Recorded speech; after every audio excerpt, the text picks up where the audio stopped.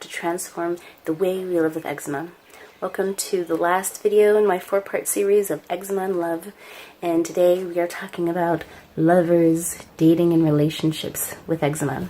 So in my first video, if you haven't seen it, I'll leave a link to it below. I talked about how developing a sense of self-love kind of came first from dating and experiencing attraction from people I was attracted to despite me having eczema, and forewarning them. It really, to experience romantic love despite having a chronic condition can be really life-changing and mind-blowing. I'm grateful for the skin I have now. It's much healthier, clearer, and less itchy than it used to be, though it still has its moments.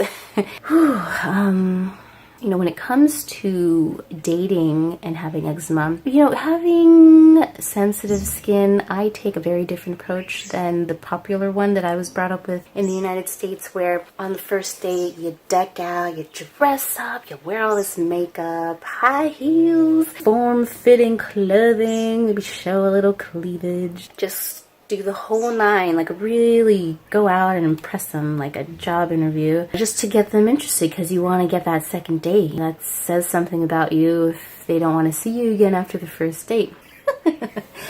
And I just was having eczema. I'm just like, I just need to be with someone who is truly attracted to me, which means I need someone who's attracted to how I naturally look. And so honestly, this is what I've always done, and I've had about 6 long-term relationships in my life that looks like about a year to year and a half each. For every single date I've been on, I have not worn any makeup, and I advise you that if you are someone with eczema, that might be the best way to go at first. The reason why I don't wear any makeup, and I also choose to just wear very comfortable clothing, it's not necessarily totally casual, t-shirt and jeans or something, but it's just not like a short skirt and heels type of situation. I advise people with eczema dating for the first time, and people going on their first date with someone, to dress nicely but comfortably, and to not wear any kind of makeup. Be well groomed, be hygienic, wash up, moisturize. And I advise that because if you have eczema, it's going to come to that point. Eventually that person will see you, like if you hit it off, that person will see you in your most natural form. And if you have eczema, you're not going to be comfortable wearing makeup most of the time. You are going to need your skin to be able to breathe, to stay comfortable and free to heal. And if the person you're with does not find that attractive, then that's going to be a very hard relationship to keep up. I just say let it all hang out, at least with your face and your neck.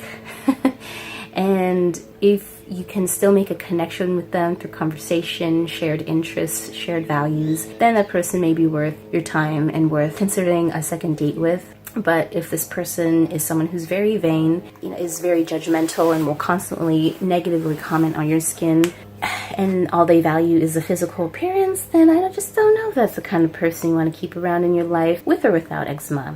I feel like having a chronic condition really filters out and weeds out the shallow, superficial people really easily, who could be really great actors and really smooth at first just to impress you and to get you to stick around and see them again. But you want someone who's really genuine, who can see your spirit and your soul and have an emotional connection with you, and not just physical arousal. So that's what I do on a first date. I'm just like, here it is, take it or leave it. Let's see if we can, connect in other ways or whatnot. It's usually not been an issue. And then as you progress in your dating and, get a little bit more intimate and affectionate, likely your intimate areas and any other areas that are prone to sweating, like the folds of the skin and whatnot, will probably be problem areas. And even like your downstairs area, like having sorry, I'm in someone's house, having intercourse and things like that can be kind of awkward, especially if you're starting to develop rashes from being intimate. Sometimes I have developed some because of like their pubic hair rubbing on mine and making my Venus mound kind of itchy. And in times like that, I just have to be upfront and say, you know what, it's uncomfortable there, it's itchy, can we try something else? Can we try a different position? Also things that help in terms of products for the area would be like tea tree oil, or sometimes I like to make a spray in aloe juice. infiltrated aloe juice. Put a link to my favorite brand down below. I believe it's called George's. It's just super clear, no scent, no pulp. And I put about, in a 4-ounce spray bottle, I'll put about like 20 to 50 drops of tea tree oil, because for me it's kind of gentle. That might be too minty for some people. You can start with 10 to 20 drops, and you can increase the concentration of the essential oil to your liking by 5 drops at a time, just gradual increments. Peppermint is very drying and effective, and really great for areas that are irritated by sweating and moisture. Like, that'll really dry you up really quickly, but be careful with peppermint because that can dry you up really fast. If you're going to use that essential oil instead, I would put maybe just like 20 to 30 drops at the most in a 4-ounce spray bottle.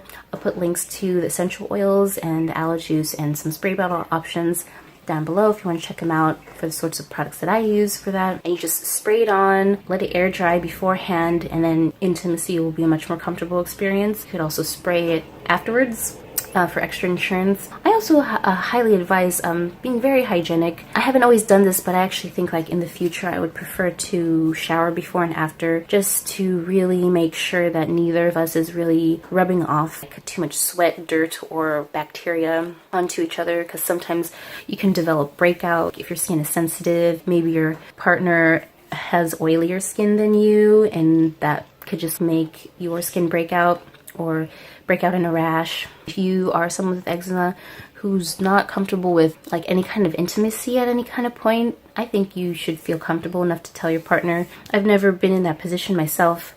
I see plenty of people with eczema who are married and in long-term relationships, and they talk about how they just can't do anything in bed, and their partner is still by their side because that is the kind of person who can see past the skin and truly cares for that person as a human being and not just as a sex object. So just know that if you have eczema, dating is possible, love, romance is possible. Even with eczema, even with open flares and flaking and all that jazz, a human connection is an emotional one. It's not just a physical one, and it should not hold you back from trying to pursue someone that you're interested in, or being able to receive interest from other people. People could come to you. So, I mean, that's happened in my life, thankfully. I'm grateful for that. Never really expected it when I was younger. It happens. People get married and stay married having eczema. If you think that eczema will stop you from experiencing love and happiness, that's totally a mental thing, and it's not a fact. It doesn't have to be that way, and there's plenty of proof on Instagram of that being reality. There are many angels in this world, and just know that whatever you emotionally and mentally believe will happen in your life will happen, whether it's good or bad. So make it good, make it very good, be receptive, be open to the possibility, because everything is possible. And I will say for, you know, just to cap off this video, that no one's ever broken up with me because of eczema. So don't think that, you know, maybe you don't have that much eczema at first and then it flares up later, and like you think that's the, you know, if you've had a genuine connection with this person, that will usually not be the reason why they break up with you. It might be other things, insecurity, maybe things that you might be projecting, about being worried about how the other person sees you, or embarrassing them, or being an embarrassment to yourself. Like, it's just like really not a factor in true genuine love and true genuine connection with people. Physical appearance is really just on the surface. It's not the foundation of the relationship. Love is the foundation of a relationship. Caring, connection, communication, values, shared goals, belief in each other, caring for each other, being considerate, respectful of each other, honesty. Those are the pillars and the foundation of a relationship, not just how you look. I hope that this has been helpful for you. And if you have any questions, anything that you'd like me to cover in the future about eczema and relationships, anything more specific, anything more particular to you, let me know, and I'd love to do a follow-up video, because I know there's just like so much to say about this, but I feel like these main points of the first date, appearance and self-confidence, security, and then like whether or not it's a factor in making or breaking a relationship, are like the real main areas of concern for people with eczema who are not dating or afraid to date with it. I just want to let you know you can. You can have eczema in love. You can have eczema in romance. You can have eczema and an amazing sex life if you just get a little creative and do the sprays that I mentioned and such. Everything's possible. So thank you, and I hope that you have a wonderful day, and I wish you all much healing. Till next time.